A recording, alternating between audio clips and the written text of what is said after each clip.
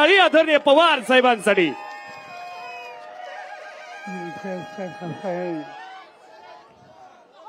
भाषण ऐकलं यांची अर्थार्थ विचार आपण ऐकले ते महाराष्ट्राचे माजी मुख्यमंत्री आणि सातारा जिल्ह्याचे सुपुत्र पृथ्वीराज चव्हाण, दुसरे सातारा जिल्ह्याचे सुपुत्र आणि सिक्कीमचे माजी राज्यपाल श्रीनिवास पाटील यांना मोठ्या मताने निवडून द्यायचा निकाल तुम्ही लोकांनी केलेला आहे. ते या संयुक्त आघाडीचे उमेदवार शशिकांत शिंदे, आमदार बाळासाहेब पाटील व्यासपीठावर उपस्थित असलेले विविध पक्षांचे नेते आणि बंधू भगिनींनो, लोकसभेची निवडणूक आली आणि देशामध्ये एक वेगळं चित्र निर्माण झालं आणि त्याचं महत्त्वाचं कारण की या देशामध्ये निवडणुकीच्या संबंधीची चिंता लोकांना वाटते. त्याचं महत्त्वाचं कारण की आज भारताचं नेतृत्व प्रधानमंत्री नरेंद्र मोदी करतात. आज ते या जिल्ह्यात आहेत. आज उद्या महाराष्ट्रामध्ये अनेक ठिकाणचे जात आहेत. सोलापूरला गेले, बार्शीला जात आहेत, पंढरपूरच्या आसपास जात आहेत, कराडला येत आहेत, पुण्याला जात आहेत, आजूबाजूला आणखीन काही ठिकाणी जात आहेत. त्यांनी मनावर घेतले आणि त्यांच्या लक्षात आले की हा महाराष्ट्र एका वेगळ्या रस्त्याने जाणार आहे आणि चुकीची गोष्ट, चुकीचं राजकारण करण्याच्या संबंधीची ज्यांनी पावलं टाकली त्यांच्या हातामध्ये लोकांचा पाठिंबा येणार नाही आणि काहीतरी जाऊया, वेगळं सांगूया आणि लोकांच्या मनामध्ये नसलेल्या गोष्टी आणून ह्या राज्याचा, या देशाचा कारभार हा आपल्या हातात घेण्याचा प्रयत्न केल्याशिवाय गत्यंतर नाही या निष्कर्षाची ते आले. ते आणि त्यांचे एक बिल्डिंग आहेत, त्यांचं नाव अमित शहा, बघितलं असायचं. ते हिंडतात महाराष्ट्रामध्ये, भाषण करतात. त्यांनी भाषण केलं एके ठिकाणी की शरद पवारांनी काय केलं. अशी गमतीची गोष्ट आहे. हे ग्रस्त आता देशाचे गृहमंत्री आहेत आणि ते राज्यात जाऊन लोकांच्या समोर आपण काही दिवे लावले हे सांगत नाहीत. दुसऱ्यांनी काय केलं हा प्रश्न विचारतात आणि विशेष असल्याने जो प्रश्न विचारला की शेती आणि शेतकऱ्यासाठी काय केलं. हे अमित शहाना एवढं सांगू इच्छितो, 2004ला माझ्याकडे देशाच्या शेती खात्याचं काम आलं. मनमोहन सिंग हे देशाचे प्रधानमंत्री होते. राष्ट्रपती भवनमध्ये शपथविधी झाला. मी शेती मंत्र्याची शपथ घेतो आणि शपथ घेऊन घरी आलो. एक फाईल घेऊन एक अधिकारी माझ्याकडे आला. मी एकदा आत्ता शपथ घेतली, कशी फाईल आली. त्यांनी सांगितलं की देशाचा गव्हाचा साठा हा 3 आठवडे पुढे एवढाच आहे. देशामध्ये 2 महिने पुढे एवढी साखर आहे आणि देशामध्ये इतर सगळं धान्य 1.5 महिन्यापेक्षा जास्त पुरणार नाही इतकंच आहे. आणि त्याला मार्ग एकच आहे की अमेरिकेवरनं धान्य आणायचं, ब्राझीलवरनं धान्य आणायचं. माझ्या मनात गोष्ट आली की हा काळ्या आईशी इमान राखणाऱ्या लोकांचा देश, या देशाचा कष्टकरी शेतकरी अहोरात्र मेहनत करतो, उत्तम धान्य पिकवतो आणि त्याला परदेशातून धान्य आणायला कसं, ही गोष्ट संशोधनाची नाही आहे. मी काही त्या फाईलवर सही केली नाही. आणि दुसऱ्या दिवशी डॉक्टर मनमोहन सिंगांचा फोन आला आणि त्यांनी सांगितलं की पवार साहब, जो फाइल आपके पास भेजी है वो आपने देखी? हाँ देखी. बहुत गंभीर स्थिति जो देश में पैदा हो जाएगी, आप जल्दी से जल्दी ये फाइल साइन करके क्लियर करिए. ती केली मी, पण माझी अस्वस्थता केली नाही. या लोकांच्या हातामध्ये राज्य होतं आणि त्या समान काळामध्ये या देशाला गरज असेल तेवढं अन्नधान्य शिकू शकत नाही. ही काही देशाची प्रतिष्ठा नाही. आम्ही लोकांनी निकाल घेतले.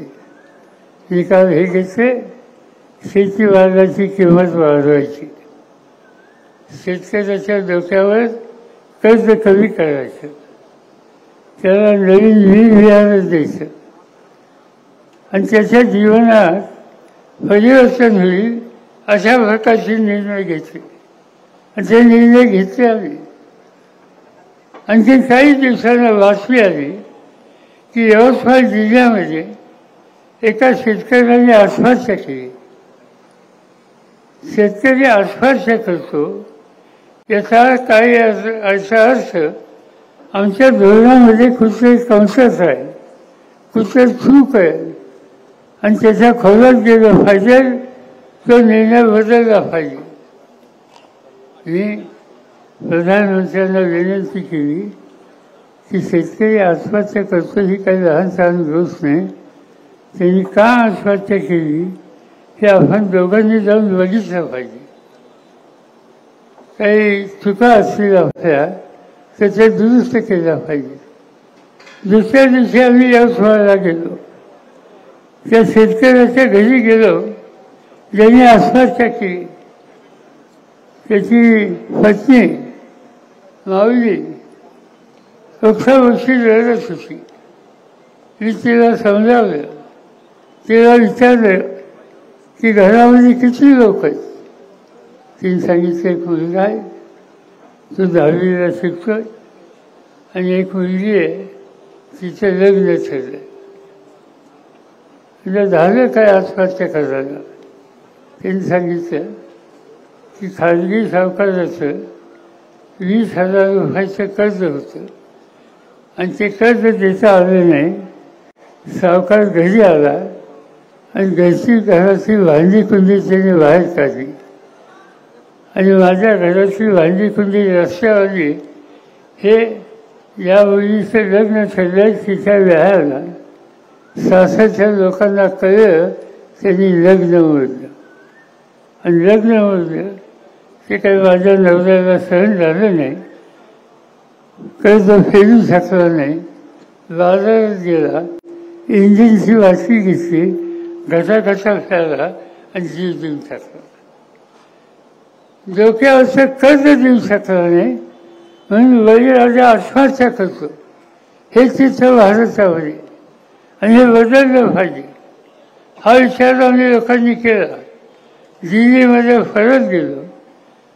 रिझर्व्ह बँक, नाफाड या बँकांच्या लोकांना बोलवलं आणि शेतकऱ्याच्या डोक्यावरचं कर्जाचा काही निकाल घेता येईल, कसा घेता येईल याची चर्चा केली. शेवटी हा निकाल घेतला की त्यांच्या डोक्यावरचं कर्ज माफ केल्याशिवाय दुसरा काही फायदा नाही. मनमोहन सिंगांनी फाशीवर दिला आणि एका हुकमाने 70,000 कोटीचा कर्ज माफ केलं आणि ज्या बँकेचं कर्ज लोकांनी घेतलं तो वेळेवर परत करत असेल तर 11 आणि 12% व्याजाचा दर होता, तो दर 3% भरून आणलेला आहे.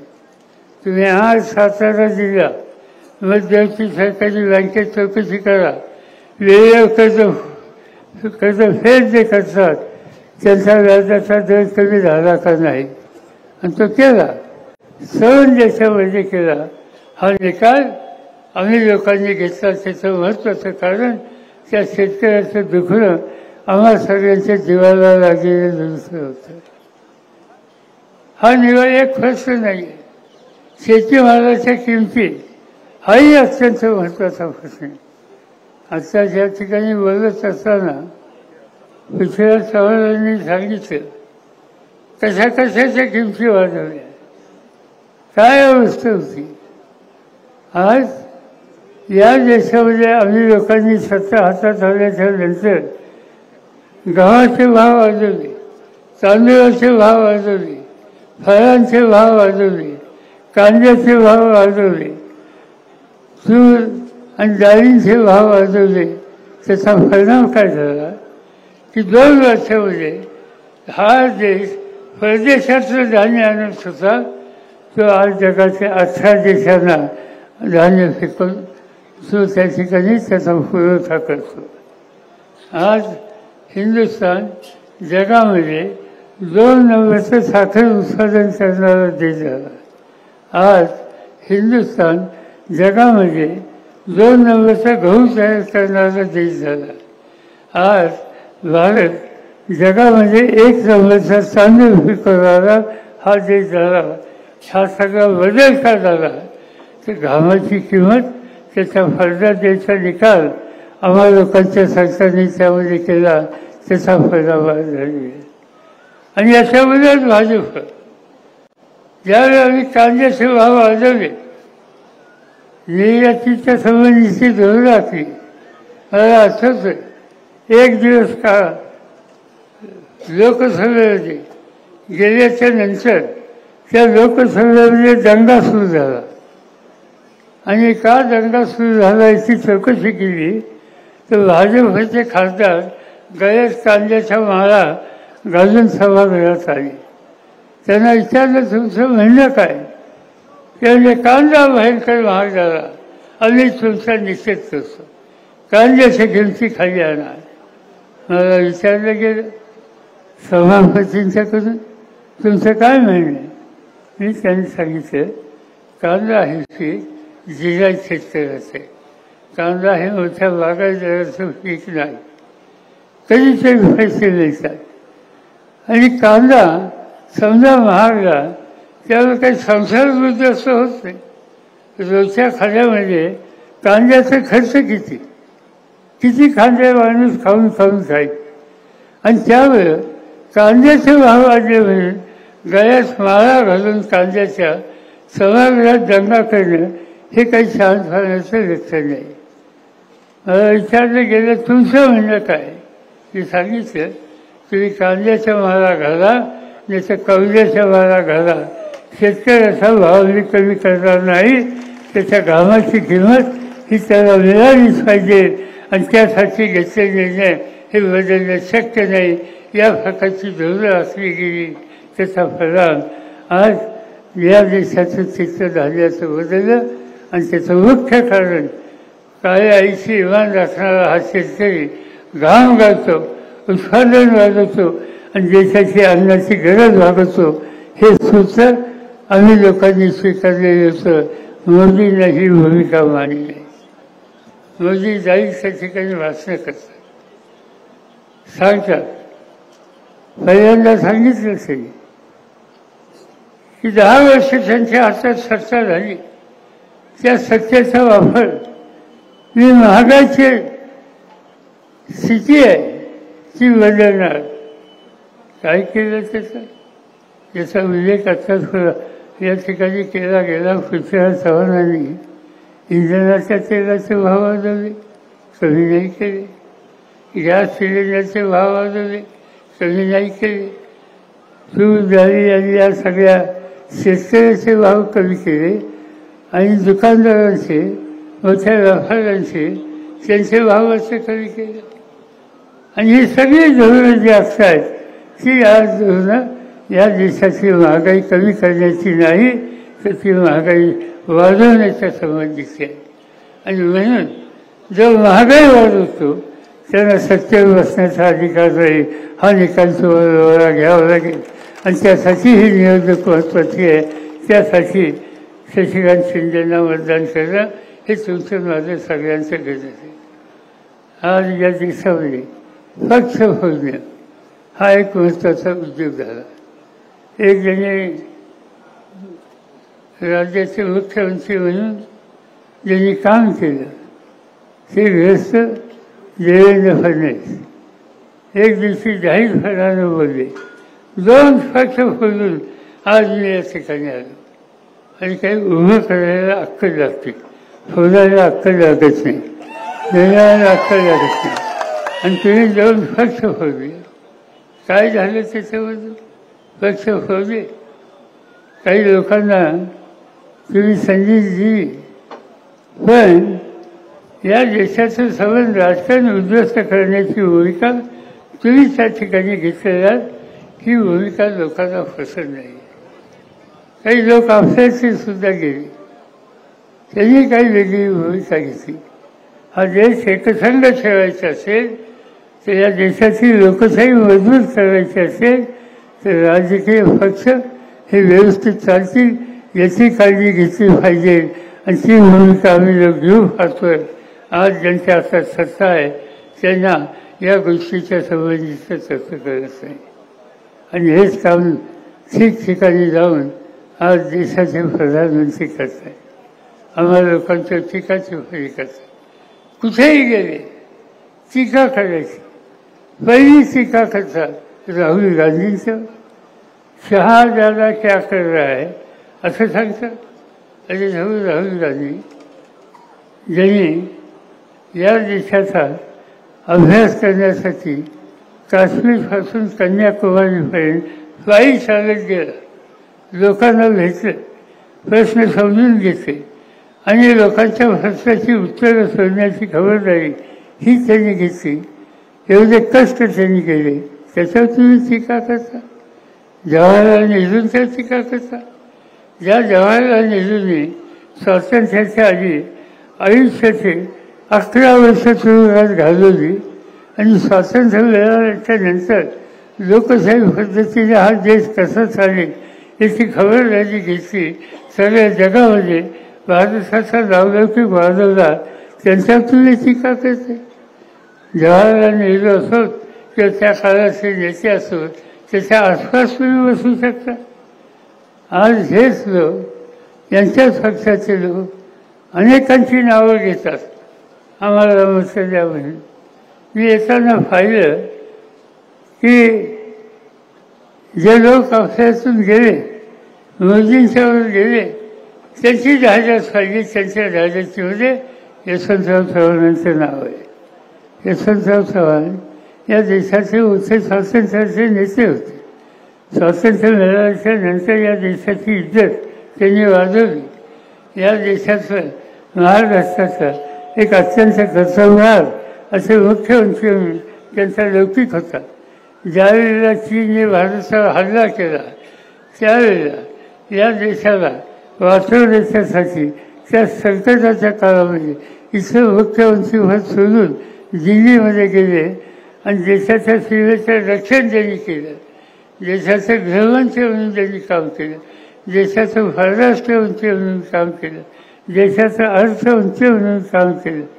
असा नेता, या नेत्याचं वैशिष्ट्य हे होतं लोकशाही पद्धती आणि गांधी नेहरूंचा विचार हा त्यांच्याकडे शोधला नाही.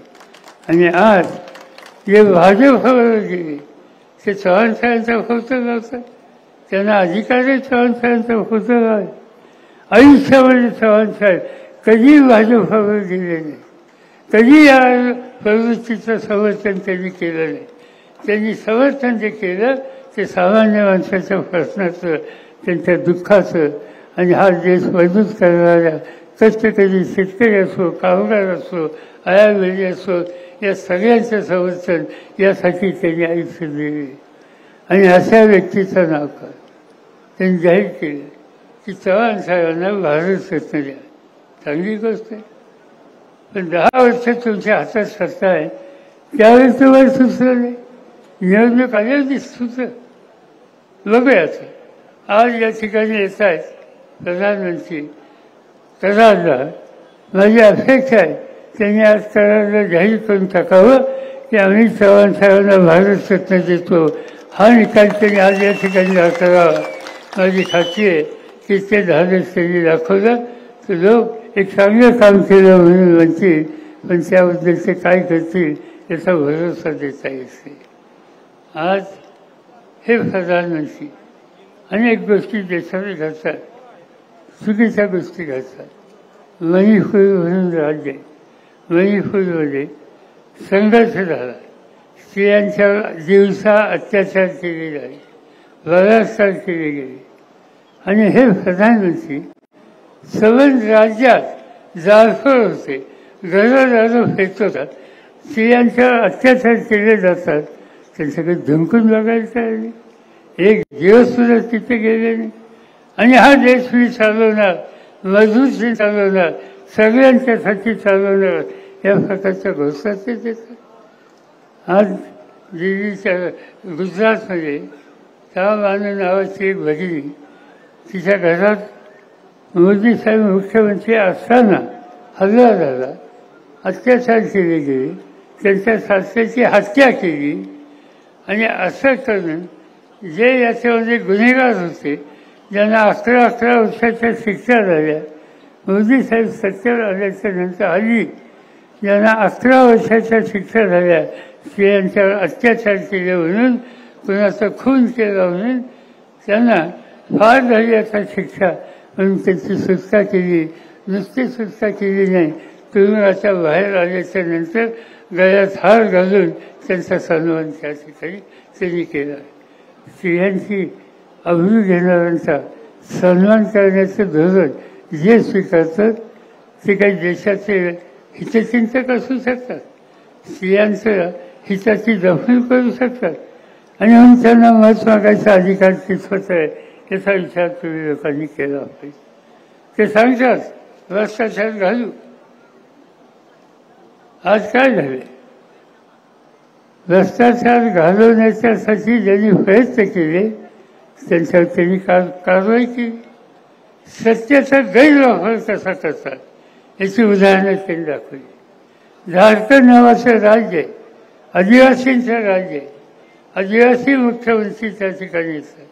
त्या मुख्यमंत्र्यांनी राज्याचे प्रश्न मांडले आणि ते मांडत असताना मोदी याच्यावर निकाल घेत नाही म्हणून त्यांच्या टीका टिप्पणी केली. आज झारखंडचा मुख्यमंत्री तुरुंगामध्ये आहे, त्याच्या कुटुंबाच्या लोकांना तुरुंगात टाकलं. अरविंद केजरीवाल ज्यांच्या पक्षाचे प्रतिनिधी मगाशी या ठिकाणी बोलले, दिल्लीचे मुख्यमंत्री सामान्य कुटुंबाचे ग्रस्त, सत्ता हातात आल्याच्या नंतर शैक्षणिक क्षेत्रामध्ये त्यांनी क्रांती केली. आरोग्य सुविधा या देण्याच्यासाठी त्यांनी परिवर्तन केलं. त्यांनी जे निर्णय घेतले ते बघायला देशातूनच नव्हे तर देशाच्या बाहेरून लोक यायला लागले आणि त्यांनी कसं उत्तम काम केलं हे पाहायला लागले.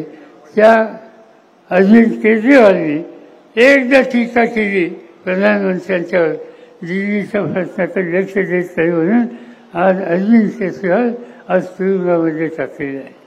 देशाच्या राजधानीचा मुख्यमंत्री आज तुरुंगामध्ये असतो. यासाठी चर्चा होती. ही हुकुमशाही म्हणजे लोकशाही नव्हे, लोकशाहीची आम्हाला शिकवली. त्या काळामध्ये तुम्ही आम्ही कदाचित ओळखे नसू, पण आपल्या वडीलधाऱ्यांनी त्यासाठी कष्ट केले. या सातारा जिल्ह्याचं वैशिष्ट्य काय? स्वातंत्र्याच्या आंदोलनामध्ये पर्यंतची किंमत देण्याचं काम करणारा हा शूरवीरांचा जिल्हा आहे. त्यांनी या संघर्ष इंग्रजांशी करण्याच्याबद्दल त्यांनी कधी वागं फुलं पाहिलं नाही. अनेकांची नावं या ठिकाणी घेता येईल. आता मी इथे किसनवीरांचा फोटो पाहिला, किसनवीर, चव्हाण साहेब, असे अनेक नावं घेता येतील. त्यांनी या सातारा जिल्ह्यातून ते वसंतदादा पाटील असोत किंवा आणखीन त्यांचे सहकारी असोत, इंग्रजांच्या विरुद्ध संघर्ष केला, देशाला स्वातंत्र्य मिळवून दिलं आणि असे कर्तृत्वान आणि देशाच्या हिताची दखल करणारी ही नेत्याची परंपरा त्यांची प्रतिष्ठा ठेवलं, त्यांचा सन्मान करणं याच्यावर मोदी साहेबांचा विश्वास नाही आहे. एका वेगळ्या पद्धतीनं आज तो देश चालू पाहतोय आणि ते असं चालू केलं तर या देशाची लोकशाही ही संकटात येईल आणि देशाची लोकशाही संकटात आली तर तुमचे माझे सगळे अधिकार हे उद्ध्वस्त होतील. आणि त्याची सुरुवात झाली. मी तुम्हाला प्रश्न विचारतो, तुमच्याकडे पंचायतीच्या निवडणुका झाल्या, जिल्हा परिषदेच्या निवडणुका झाल्या, नगरपालिकेच्या निवडणुका झाल्या, 2-2 वर्ष निवडणुका होत नाही. याचा अर्थ काय? याचा अर्थ मोदी आणि त्यांच्या सहकार्यांना सवर्ण देशाच्या प्रत्येक राज्याची सत्ता आपल्या उचित पाहिजे आणि आम्ही म्हणे तेच राजकारण, आम्ही म्हणे तेच धोरण, ही भूमिका घेऊन आज देश चालवायला ते पुढे निघालेले आहेत. हे देशाच्या हिताचं नाही. जे हिताचं नाही त्यांना धडा शिकवण्याची ताकद आणि सातारकरांच्यात नाही तर दुसरी कुणाच्या म्हणजे. आणि म्हणून ह्या धडा शिकवायच्या संबंधीचं अत्यंत महत्त्वाची जबाबदारी आज आपल्याला पडलेली आहे. मला आनंद आहे, शशिकांत शिंदेसारख्या एक कष्टकरी कुटुंबाचा, घाम घालणाऱ्या लोकांच्याचा, तुमच्या भागाचा एक तरुण कर्तृत्ववान माणूस आज लोकसभेला उमेदवार म्हणून या ठिकाणी दिला. माझी खात्री आहे की तुमच्या सगळ्यांच्या पाठिंब्याच्या जोरावर ती यशस्वी होती. पण आम्ही हे बघतोय, जो चांगलं काम करतो त्याच्या खर्चावर, खोटा खर्चावर, काय खर्चावरला त्याला मुंबईच्या मार्केट कमिटीमध्ये काही व्यवहार झाले, त्या कमिटीमध्ये अनेक लोक प्रतिनिधी आहेत, तिथे कामगारांचा प्रतिनिधी म्हणून शशिकांत आहे. त्यांच्या हातात काही अधिकार नाही. जो कामगारांच्या हिताची दखल करणं या कामाच्यासाठी त्या ठिकाणी आज त्याचा खोटा खर्च बघा, काल रात्री त्याचा खर्च बघा. काल मी पंढरपूरला होतो आणि माझी सभा आयोजित केली. त्यांचं नाव अभिजित पाटील. आज त्या ठिकाणी विठ्ठल सहकारी साखर कारखाना त्याचा चेअरमन म्हणून हा ग्रस्त काम करतो. माझी सभा आयोजित केली म्हणून रातोरात मुंबईला बोलवलं. आज तिथे जे गृह खात्याचे मंत्री आहेत त्यांनी त्यांच्याशी सुसंवाद केला. त्यांना स्वच्छ सांगितलं की तुम्ही आघाडीच्या बरोबर जात असाल तर तुमचं जीवन आम्ही उद्ध्वस्त करू, तुमचा धंदा आम्ही उद्ध्वस्त करू. यांचा हा स्वतःचा धंदा नाही. 20,000 कामगार शेतकरी त्या कारखान्याचे मालकच सभासद आहेत.